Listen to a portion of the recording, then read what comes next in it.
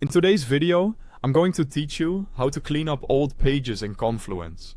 If your space has gotten cluttered over time, this walkthrough will help you find what's outdated, preserve what still matters, and safely remove what's no longer needed, so your team can find information faster and trust what they see.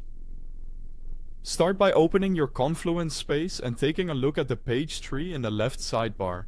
Scroll through and note pages that haven't been updated in a long time.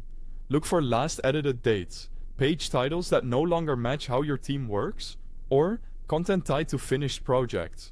As you scan, make a quick list of pages that seem old so you can process them in a batch. Next, decide what to do with each page. Keep pages that are still current or regularly referenced.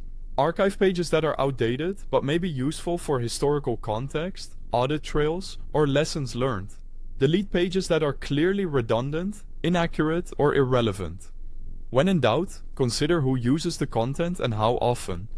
If it's not serving an active purpose but might be referenced later, archiving is the safer choice. To archive a page, open it. Click the More menu, choose Move, select your designated archive space, and confirm Move. Many teams maintain a single archive space to centralize old content, which keeps the main space clean without losing history. If your organization already has a naming convention or a dedicated archive area, stick with that for consistency. By the way, I've placed a link to Confluence right at the top of the description so you can jump in and follow along as you watch. To delete a page you no longer need, open it, click the More menu, choose Delete, and confirm. Deleted pages go to the trash, where they can be restored within 30 days, which gives you a safety net if something was removed by mistake.